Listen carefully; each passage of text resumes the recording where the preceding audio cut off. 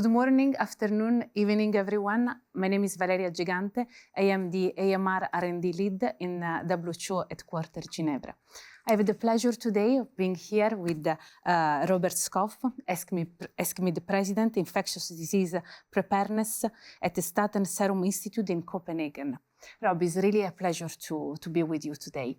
We're going to discuss a little bit about invasive fungal disease and some recent WHO work in this space.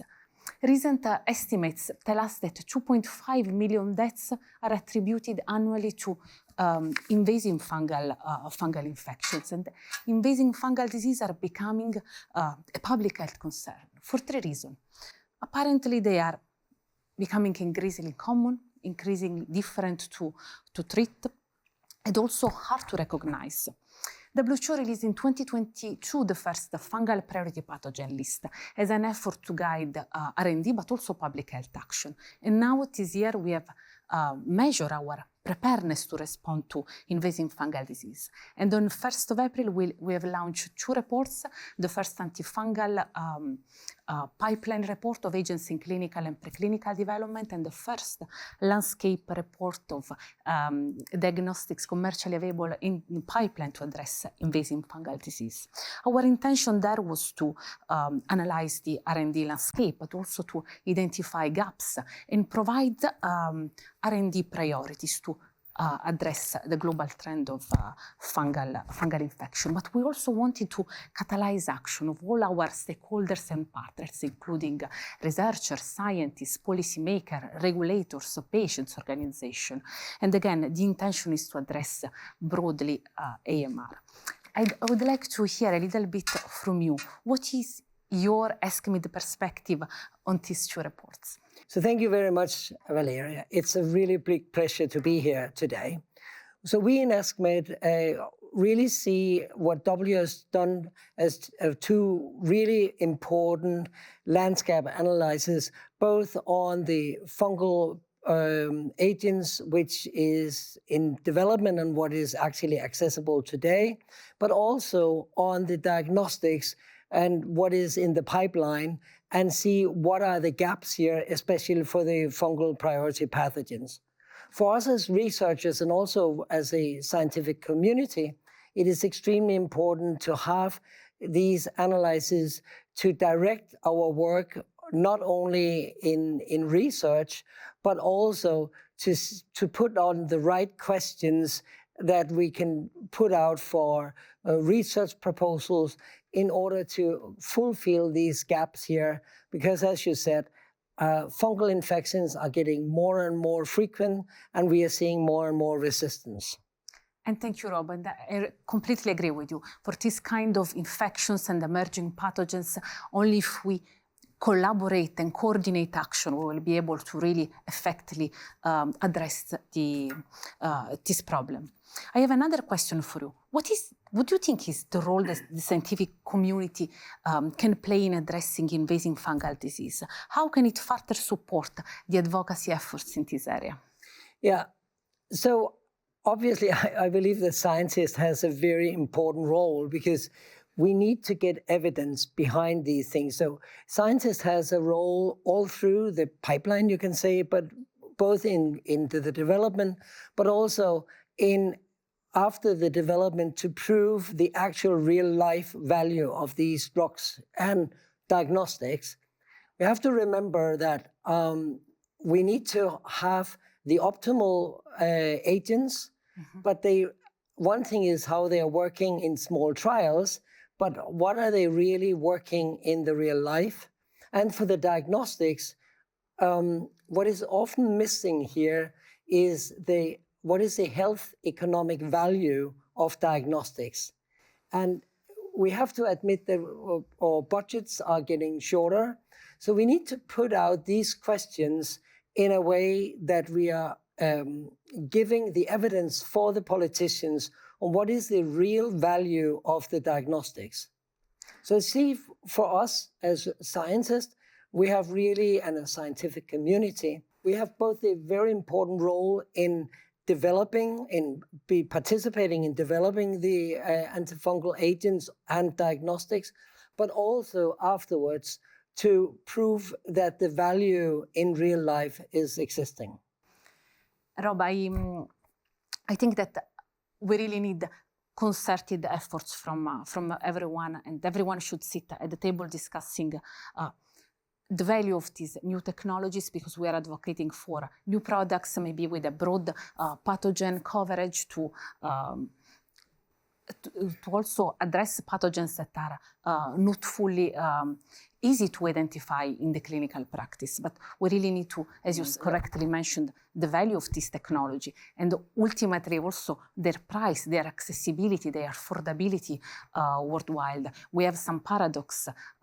We have seen some paradox where the diagnostics technology will cost more than the therapeutic products, and this is something very difficult to afford for patients, especially in LMIC. I think I totally agree with you that there is a really importance here in the collaborations between both industry or policymakers and scientists. And this is the reason why we here at ESCMID Global has introduced the Pipeline Monday, where we really are focusing on innovation from all these different aspects. So we really see the need for having a platform for discussing and agreeing on what is the priority questions, but also how can we collaborate together to solve these issues. Thank you so much, Rob. I really enjoyed the conversation with you, and I hope that we will have many others about innovation. Thank you so very much.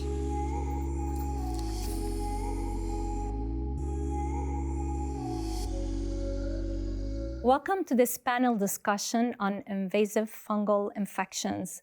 My name is Soha Kenj. I'm professor of medicine and infectious diseases at the American University of Beirut Medical Center, and I'm the president of the International Society of Antimicrobial Chemotherapy. I'm very happy to be discussing today with a panel of experts the two recently released reports by WHO. The first one is on antifungal agents in clinical and preclinical development and overview and analysis. And the second one is on the landscape analysis of commercially available and pipeline in vitro diagnostic for fungal priority pathogens. I'm very honored to be joined today by three experts, and I'm going to introduce them. Valeria Gigante, and she's a clinical pharmacologist, antimicrobial resistance, and research and development lead at the headquarters of WHO in Geneva. Professor Sharon Chen, and she is the director of the Center for Infectious Diseases and Microbiology Laboratory Services at Westmed Hospital in Sydney, Australia. And last but not least, Justin Beardsley. He's an infectious diseases specialist and fellow of the Royal Australasian College of Physicians and clinical researcher at the Sydney Infectious Diseases Institute, also in Australia.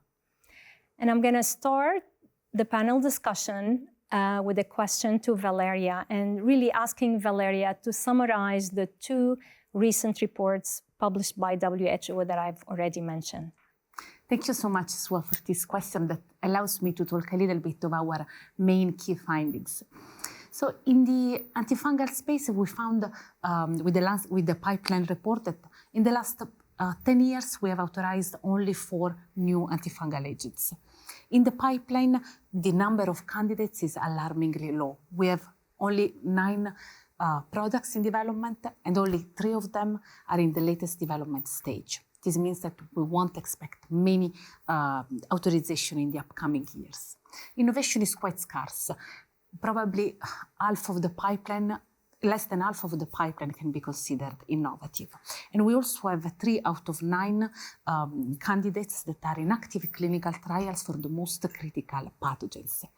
The preclinical pipeline contains 22 products, so a little bit more, but is still not enough to generate that abundance of projects that would make a clinical pipeline more robust. The new WHO analysis on diagnostics for invasive fungal disease showed that there is no single platform that can identify fungal pathogens, discriminate across species, quantify fungi, and detect resistance across all healthcare settings, especially in LMIC. There are some commercially available in vitro diagnostics to identify fungal priority pathogens, including some lateral flow assay and some systems that are also able to check resistance, but we don't have many systems that can do both. And however, this platform, this test rely on well-equipped laboratories with well-trained staff, and this make access really unevenly distributed, especially in LMIC.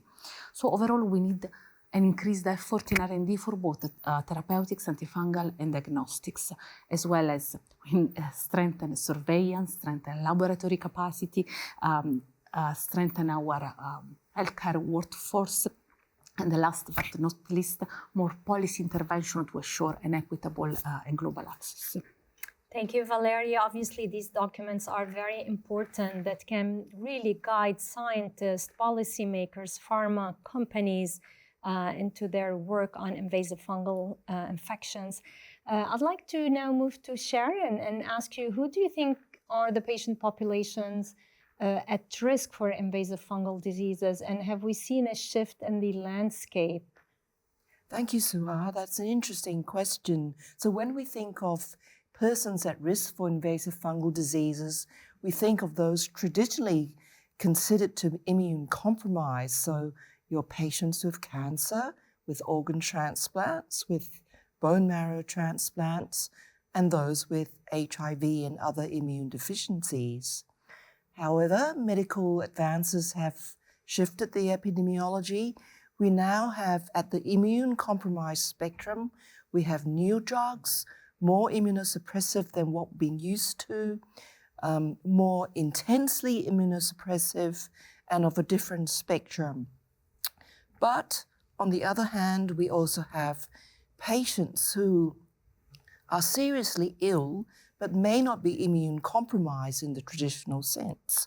So those in intensive care, those with multiple comorbidities, with chronic organ dysfunction, such as kidney dysfunction and liver dysfunction, diabetes mellitus, they're all susceptible to invasive fungal diseases as well. And in the community, we have scenarios such as outbreaks or those caused by natural disasters, where invasive fungal infections may occur as a result of a natural, unfortunate event that's occurring. And we mustn't forget children.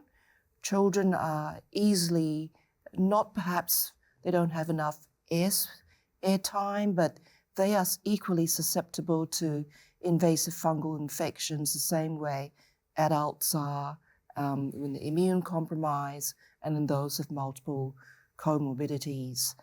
And I know that our discussion focuses on invasive fungal infections and not on superficial fungal infections, but there are some mucosal fungal infections that cause severe morbidity in patients as well, such as chronic mucocutaneous candidiasis, including esophagitis and vulvovaginal candidiasis. And there are multiple risk groups that may be at risk for this as well.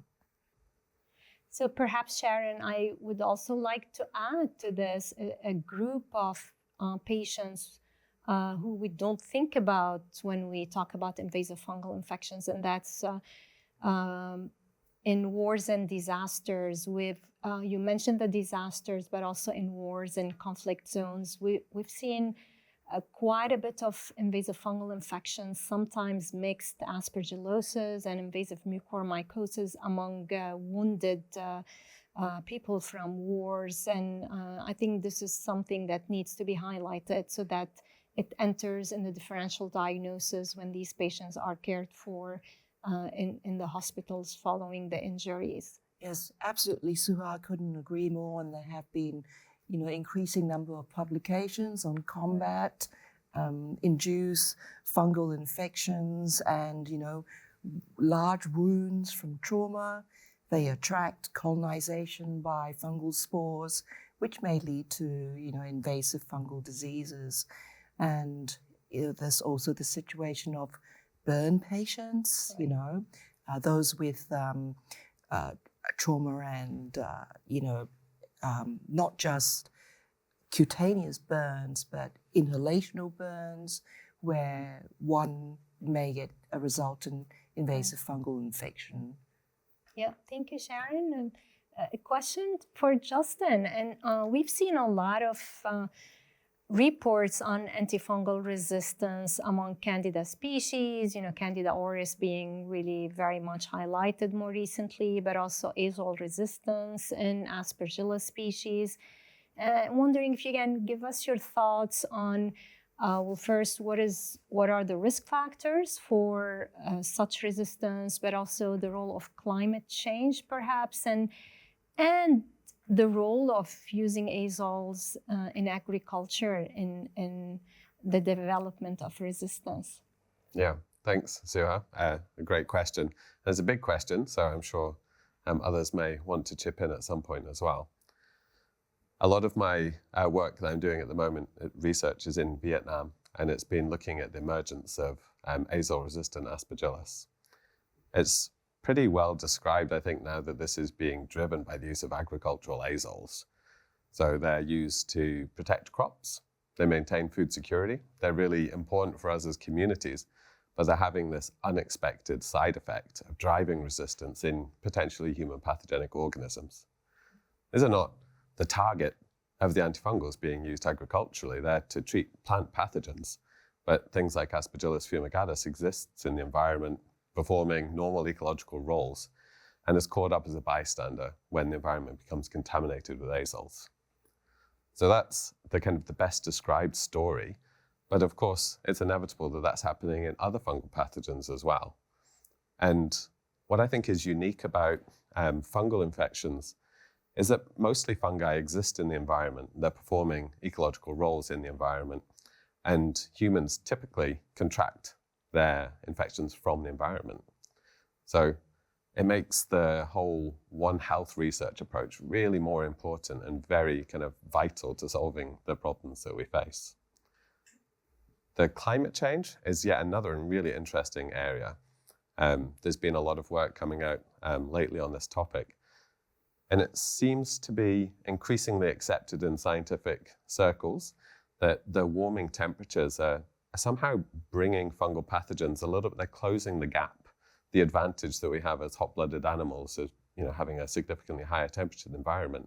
That gap gets smaller, and organisms that weren't previously pathogens for humans are then able to jump into mammalian hosts. They're able to cause infections in humans, and this may be what's happened with Candida auris.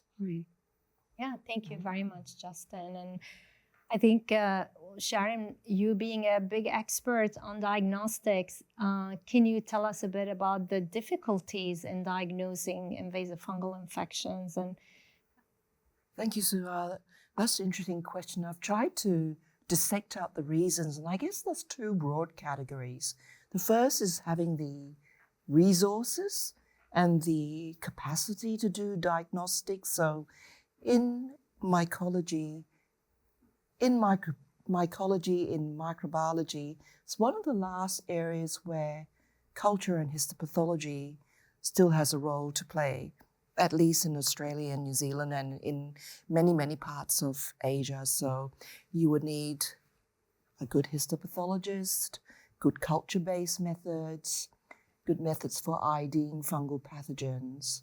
And then we come into the realm of non-culture-based methods. So your molecular methods, your genomics methods, and having the resources to implement these, PCR, whatever your favorite fungus is. But there's also another aspect, and that is access to these diagnostics. So where I work, sometimes a lab may be small and be able to perform only a small suite of tests to diagnose fungal infections, and you have to send many of your more complex tests to a larger laboratory. That impacts on your turnaround time and your access. There's transport, there's cold chain requirements of many sorts of specimens. So the access is very, very important. And if we're talking about resource poorer countries, then this will hugely impact on what sort of diagnostics you might want to implement in these countries. Yes, absolutely. And I think what's sad also in those low middle income countries, they have difficulties to have access to diagnostics to make the right diagnosis, and they have also very limited access to some of the therapeutic agents. So that constitutes really a big challenge to treat fungal infections in some of the countries that have really high rates of these fungal infections.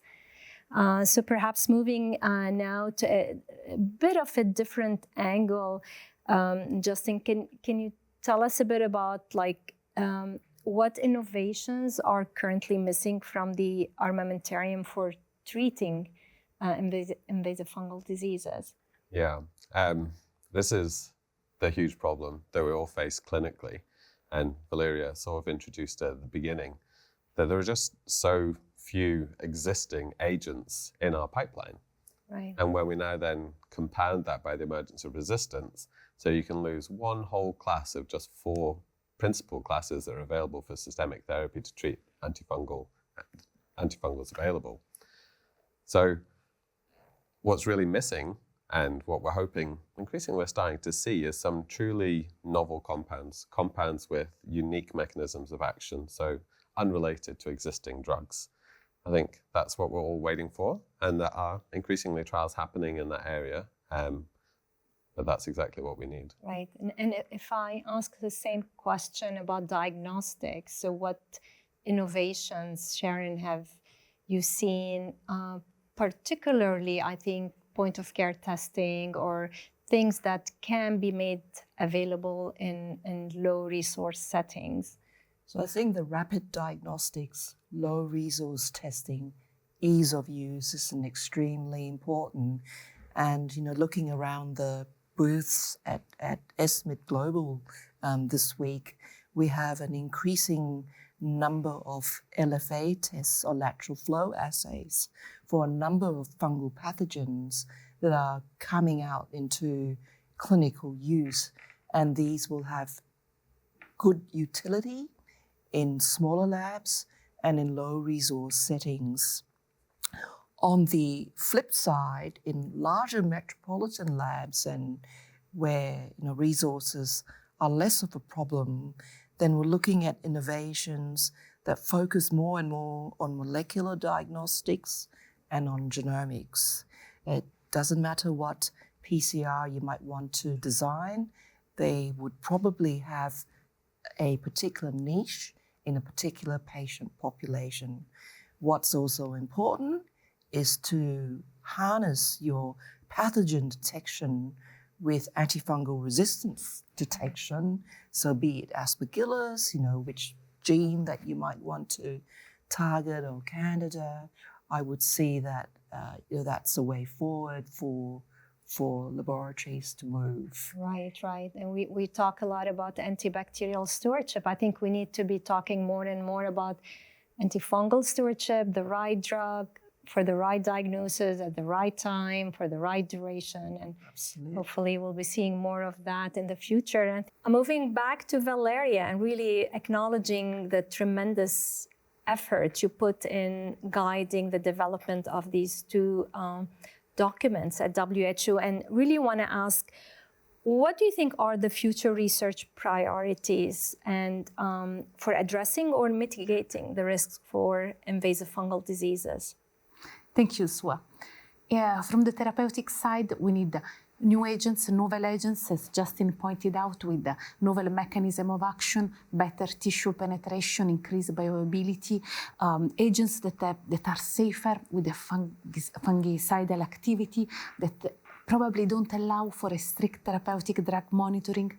We also would like to see some broad spectrum agent to start timely empiric treatment, but also narrow spectrum agent coupled with precise diagnostic activity.